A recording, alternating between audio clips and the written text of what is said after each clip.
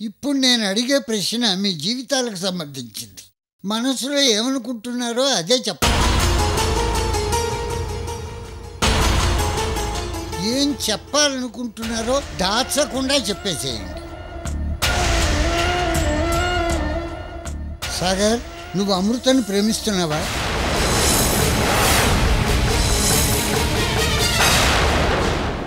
అమృత, నువ్వు సాగర్ని ప్రేమిస్తున్నావా?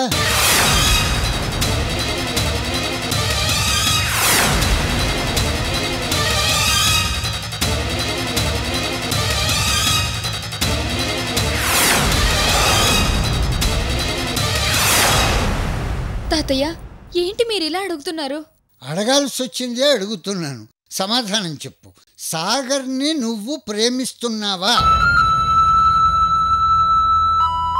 లేదు తాతయ్య.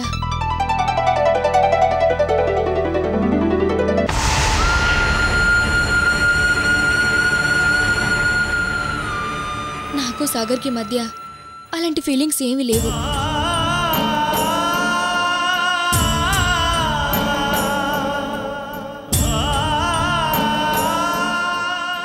నేను ఎప్పుడూ సాగర్ని ఆ దృష్టితో చూడలేదు.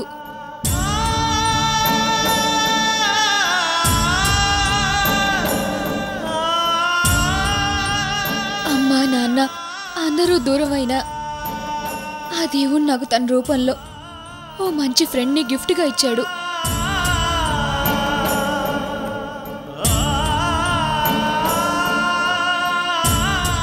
నా కష్టాల్లో పాలు పంచుకున్నాడు. నన్ను కంటికి రెప్పలా కాపాడాడు. ఇంకా చెప్పాలంటే నన్ను అమ్మా నాన్నలా చూసుకున్నాడు.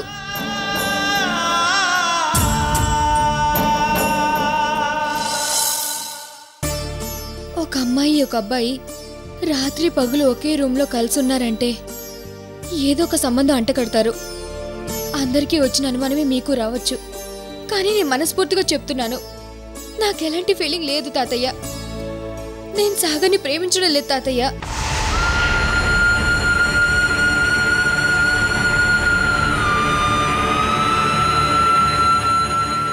గుడికి వెళ్ళి దేవుణ్ణి మొక్కుకోవాలి, కానీ గుడిలోనే ఉండిపోవాలనుకోవడం తప్పు తాతయ్య. నేనెప్పుడూ సాగర్ని అలానే ఊహించుకున్నాను.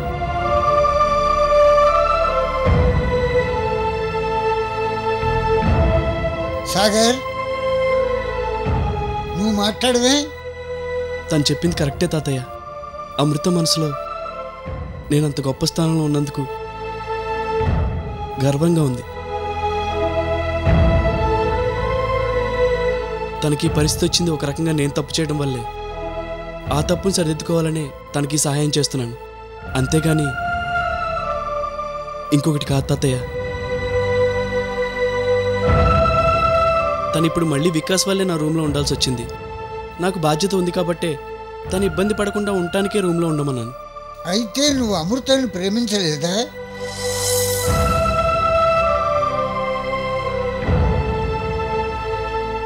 లేదు తాతయ్య. మీ ఇద్దరి మంచిని కోరుకున్నామని కాబట్టి అడిగాను. ఏదైనా ఉంటే దాచకుండా చెప్పండి. లేదు తాతయ్య, అలాంటిదేం లేదు. మేమిద్దరం బెస్ట్ ఫ్రెండ్స్, అంతే. ప్రామిస్.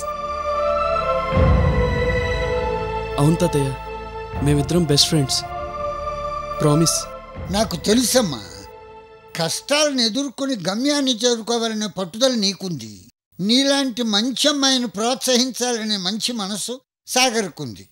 అలాంటి మీరిద్దరూ ఎలాంటి ఆకర్షణలకి లొంగరని నాకు బాగా తెలుసు.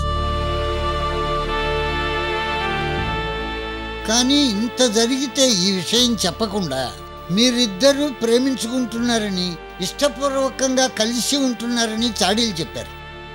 అందుకే నిజం తెలుసుకుందామని వచ్చాను. సాగర్, వికాస్ స్వార్థంతో చేసిన పనికి అమృత జీవితం రోడ్డు మీద పడకుండా మళ్ళీ నువ్వే కాపాడావు. అందుకేనయ్యా అమృత మనస్సులో నువ్వు దేవుడు అయ్యావు. సాగర్, మీ ఓనర్తో మాట్లాడి నువ్వు ఈ రూమ్లోనే ఉండేటట్టు నేను ఏర్పాటు చేస్తాను. అలాగే తాతయ్య. నువ్వు వెళ్ళి ఆటో తీసుకురా. సరే తాతయ్య. అమృత, పుస్తకాల బ్యాగ్ తెచ్చుకోమ్మా.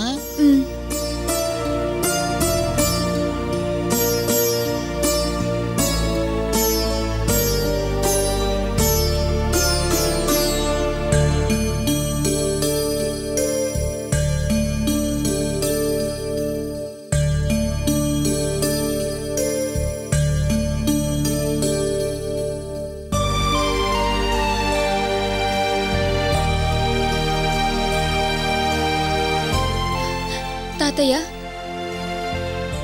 ఏమిటమ్మా? అవుట్ హౌస్కి వెళ్ళాక ఆంటీ అంకుల్ నన్ను చూసి నిన్నేమన్నా అంటారని భయపడుతున్నావా? అది కాదు తాతయ్య, నేను చెప్తున్నానని మీరేం అనుకోకపోతే నేను ఎక్కడైనా హాస్టల్లో ఉంటాను తాతయ్య. నువ్వెందుకమ్మా హాస్టల్లో ఉంటాం? నువ్వు నా మనవరాలివమ్మా.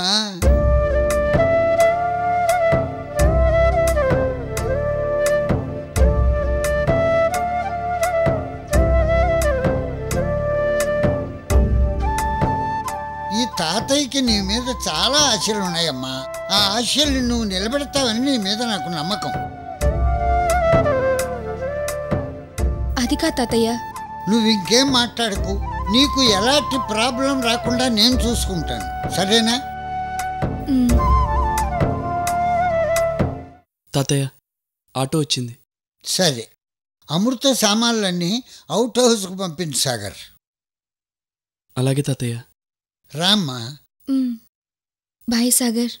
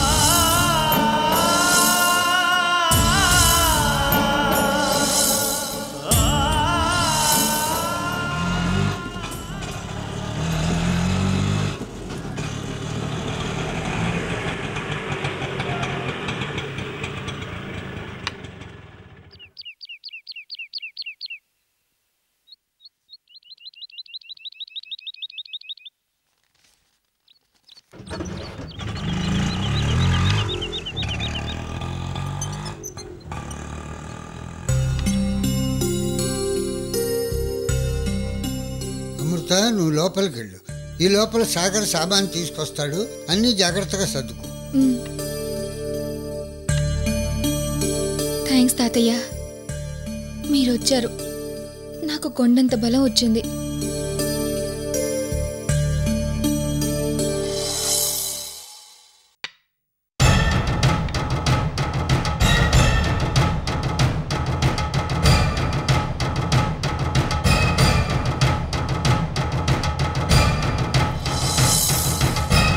నానా, సాగర్ అమృతలతో మాట్లాడారా? వాళ్ళ ప్రేమ సంగతి చెప్పారా?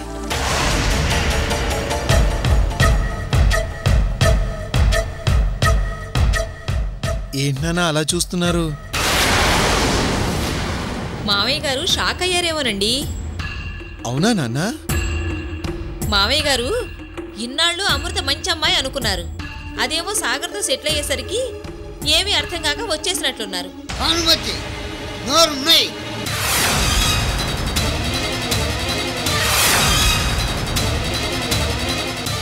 నానా, ఏమైంది? మాట్లాడకు, చంపేస్తాడు. ఎక్కడ? బయటికి వెళ్ళాడు మావయ్య గారు. నానా, అసలు ఏం జరిగింది? మావయ్య గారు, మేమిన్ని ప్రశ్నలు అడుగుతుంటే ఏం సమాధానం చెప్పకుండా అలా కోపంగా చూస్తారేంటి? మీకు సమాధానం కావాలా? అయితే అవుట్ హౌస్కి వెళ్ళండి. అక్కడ ఇద్దరికి దొరుకుతుంది పెద్ద సమాధానం. ఇదేంటి బాను, ఏ విషయం చెప్పకుండా విసవిసా వెళ్ళిపోయారు? అసలు ఏం జరిగిందో నాకు టెన్షన్గా ఉంది. అవుట్ హౌస్కి వెళ్ళమన్నారుగా, వెళ్ళి చూద్దాం పదండి. పద.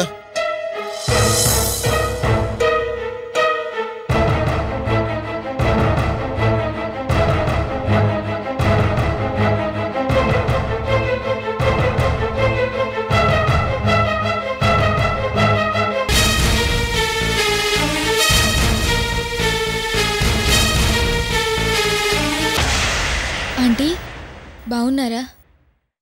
నువ్వు మళ్ళీ ఇక్కడికి ఎందుకు వచ్చావు? తాతయ్య తీసుకొచ్చారు.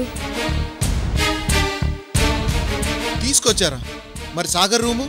అక్కడ ఖాళీ చేసి ఇక్కడికి వచ్చాను అంకుల్. అసలు సిగ్గు శరాలాంటివి నీకేమి లేవా? ఉండవు. నీకేమీ ఉండవు. అసలు నిన్ను కన్నవాడుకుండాలి కదా. ఆ దరిద్రపు గొడ్డు మనుషులు కని రోడ్డు మీద వదిలేస్తే మా ఇంటి మీద పడి మా ప్రాణాలు తీస్తున్నావు.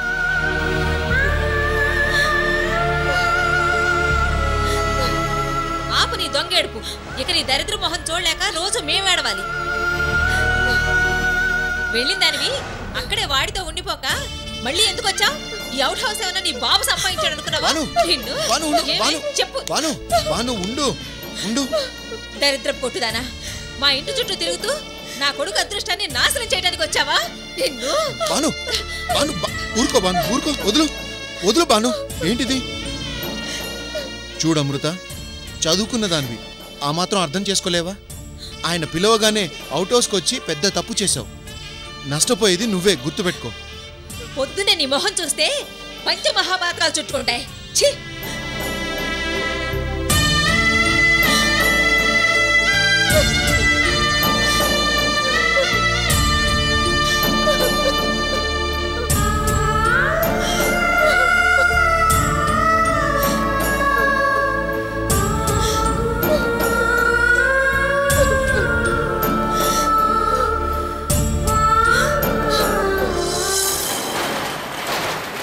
రండి.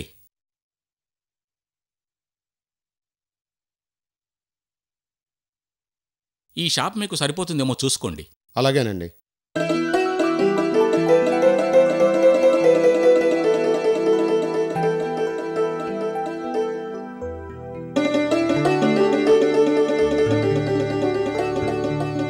ఈ రోడ్డు పైన పెద్ద జనరల్ స్టోర్స్ ఉన్నాయా? దగ్గరలో అసలు షాపులే లేవండి. నాకైతే బాగానే జరుగుతోంది. ఇలాగ అడుగుతున్నానని ఏమనుకోకండి. మరి మీరెందుకు అతికిస్తున్నారు? నేనా? హైదరాబాద్ నుంచి వెళ్ళిపోతున్నానండి. ఓ అలాగా. నాకేమో ఒక్కతే కూతురు. ఏదో శక్తి కొద్ది కష్టపడి దాన్ని బాగా చదివించాను. ఇప్పుడు తను బెంగళూరులో పెద్ద ఉద్యోగం చేస్తోంది.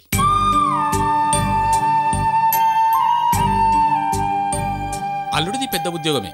ఒంటరిగా ఇక్కడ ఉండటం ఎందుకు నాన్న, నా దగ్గరికి వచ్చేసేయమని నా కూతురు ఒక్కటే గొడవ. నా కూతురుకి నేనంటే ప్రాణం. నాకు కూడా ఇక్కడ ఒంటరిగా ఉండాలనిపించట్లేదు. అందుకే నేను నా కూతురు దగ్గరికే వెళ్ళిపోవాలని నిర్ణయించుకున్నాను.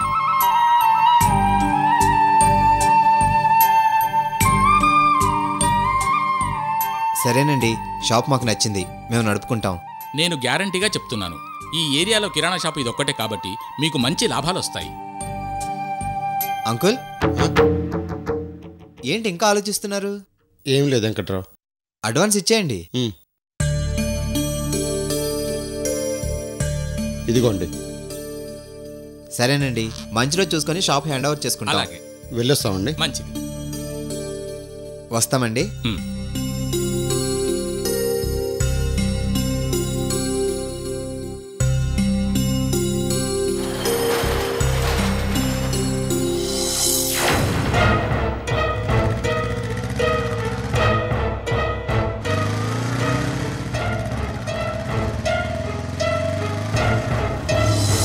రే సాగర్, నీకోసం నీ రూమ్కే వస్తున్నాను రా. ఏంటో చెప్పు. తాతయ్య నీ రూమ్కే వచ్చారు కదా, మీ ప్రేమ విషయం చెప్పారా? ఏంట్రా అడిగిన దానికి సమాధానం చెప్పా? చెప్పలేదు. ఎందుకు చెప్పలేదు? నా ప్రేమ విషయం అసలు అమృతకే చెప్పలేదు. ఏమైందిరా నీకు? చెప్పి చావచ్చుగా. ఏరా, ఒక ఆడపిల్ల ఇన్ని రోజులు ఒంటరిగా నీతో కలిసి ఉంటే ఐ లవ్ యూ అన్న 3 ముక్కలు చెప్పడానికి ధైర్యం చాలేదురా? నువ్వేం మగాడివిరా? ఏంట్రా వికాస్, నామే సీరియస్ అవుతావేంటి? చెప్పలేదు అంతే. అదే, ఎందుకు చెప్పలేదు? వికాస్ ఏంట్రా నువ్వు? అసలు అమృతకి చదువు మీద శ్రద్ధే కానీ మిగతా విషయాల మీద లేదు. పైగా తన మనసులో నా మీద ఉన్న అభిప్రాయానికి చెప్పాలనిపించలేదు. వికాస్, ఇప్పటికే మనం చేసిన తప్పు వల్ల నాతో లేచిపోయిందని అందరూ అపార్థం చేసుకున్నందుకు అష్టకష్టాలు పడుతుంది. అదేరా, నువ్వు పెళ్లి చేసుకున్నావు అనుకో, అపార్థం చేసుకున్న తల్లిదండ్రులు అర్థం చేసుకుంటారు. అప్పుడు అమృత జీవితాంతం వాళ్ళ దృష్టిలో లేచిపోయిన కూతురుగానే మిగిలిపోతుంది. అసలు తను ఇన్ని కష్టాలు పడుతున్నది లేచిపోయిందన్న నిందను చెరిపేసుకోవడానికే కానీ నిజం చేయడానికి కాదు. సాగర్, అమృత విషయంలో నువ్వు అనవసరంగా భయపడుతున్నావు. నీ మనసులో ఉన్న మాట ఇప్పుడు చెప్పకపోతే ఇంకెప్పటికీ చెప్పలేవు. సరే, అయిందేదో అయింది. నీ ప్రేమ గురించి అమృతకి నేను చెప్తాను. రా, రూమ్కి వెళ్దాం. అమృత రూమ్లో లేదు. ఎక్కడికి వెళ్ళింది? తాతయ్య అవుట్ హౌస్కి తీసుకెళ్లారు. తాతయ్య అవుట్ హౌస్కి తీసుకెళ్లారా? మరి నువ్వేం చేస్తున్నావు? తను నా రూమ్లో ఉండటం వల్ల ఇప్పటికి ఎన్ని ప్రాబ్లమ్స్ ఫేస్ చేసిందో ఆ సంగతి నీకు కూడా తెలుసు. ఇప్పుడు అమృత అవుట్ హౌస్లో ఉండటమే కరెక్ట్ అని నాకు అనిపించింది. చా, ఒక్క పని సరిగ్గా చేయవు. నీ వల్ల నాకు అన్ని కష్టాలే. అది కాదు వికాస్. నువ్వు మాట్లాడుకు. నా లైఫ్ టర్న్ అవుతుందన్న ప్రతిసారి నువ్వేదో ఒక తప్పు చేసి నన్ను ట్రబుల్స్లో పడేస్తున్నావు. రేణుకని కిడ్నాప్ చేయరా అంటే అమృతం చేసావు. అమృత గురించి వదిలేరా అంటే ఇంట్లో తెచ్చిపెట్టావు. నీ వల్ల ఎన్ని ప్రాబ్లమ్స్ ఫేస్ చేశాను, ఎంత టెన్షన్ అనుభవించాను. ఎలాగైనా నువ్వు అమృతను ప్రేమలో పడి పెళ్లి చేసుకుంటే నా ప్రాబ్లం సాల్వ్ అవుతుంది అనుకుంటే ఉన్న ఒక్క లక్కీ ఛాన్స్ని కూడా మిస్ చేసావు. నీ మీద ఎంతో నమ్మకం ఉండేది. చిచి, నువ్వు ఫ్రెండ్ అని చెప్పుకోవడానికి కూడా సిగ్గుగా ఉందిరా. సారీ వికాస్. నీ సారీ నాకు అక్కర్లేదురా. అసలు నీ ఫ్రెండ్షిపే నాకు అక్కర్లేదు. అది కాదు వికాస్, ప్లీజ్. అమృత వల్ల నీకు ఎలాంటి ప్రాబ్లమ్స్ రావురా. వద్దు, నువ్వు ఇంకేం మాట్లాడుకో. నీకు నీ ఫ్రెండ్షిప్కి గుడ్ బై. ఇన్ని రోజులు పోన్లే అని సైలెంట్గా సాఫ్ట్గా ఉన్నాను. రేణుకతో నా పెళ్లికి అమృత గాని తాతయ్య గాని ఎవరు అడ్డొచ్చినా సరే నేనేం చేస్తానో నాకే తెలీదు.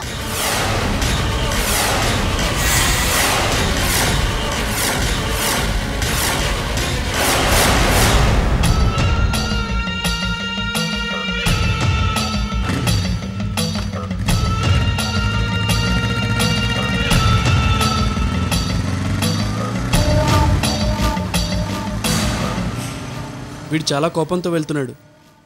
ఇప్పుడు ఏం జరుగుతుందో ఏమో.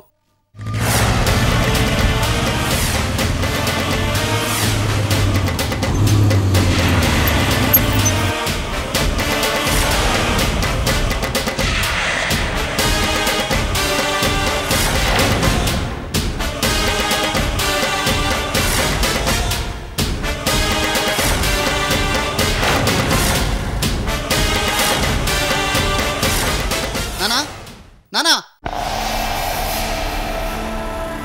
తాతయ్య అమృతను మళ్ళీ ఇంటికి తీసుకొచ్చాడా? అవును, తీసుకొచ్చాడ్రా. ఛా, తాతయ్యకి అసలు బుద్ధి లేదు నాన్న. అసలు ఏమనుకుంటున్నాడు ఆయన? ముక్కు మూసుకొని ఓ మూల ఇంట్లో కూర్చోకుండా పెద్ద హీరోలా ఫీల్ అవుతున్నాడేంటి? ఉండు చెప్తాను. తాతయ్య, తాతయ్య! ఆయన ఇంట్లో లేరు, బయటికి వెళ్ళారు. ఛా, ఈ ఆవేశం ముందుండాలి. తాతయ్య రాగానే అమృతను ఇంట్లోకి తీసుకురావద్దని కండిషన్గా చెప్పుంటే బాగుండేది. వినకుండా వాళ్ళ మధ్య లవ్ స్టోరీ నడుస్తోంది, నువ్వు వెళ్ళి చూడమని దగ్గరుండి సాగనంపావు. ఆయనేమో అక్కడ లవ్ స్టోరీ కాదు, అసలు స్టోరీ ఇక్కడే ఉందని మళ్ళీ అమృతం తీసుకొచ్చి అవుట్ హౌస్లో పెట్టాడు. తెచ్చిపెడితే చూస్తూ ఊరుకుంటానా? చంపేస్తాను. అంత దూరం ఎందుకు? ఆ రోజు ఢిల్లీ నుంచి రాగానే గెంటేసి ఉంటే సరిపోయేది. తప్పు చేసావురా. ఫ్లవర్ వాజ్ కింద కెమెరా పెట్టి నీకు చెక్ పెట్టాలని గంగాధరం ప్లాన్ వేశాడు. అదృష్టం బాగుండి దాన్ని నువ్వు చూసావు కాబట్టి నువ్వు ఆయనకి చెక్ పెట్టావు. అంతవరకు ఓకే. ఇప్పుడు ఆయన ఊరుకుంటాడా?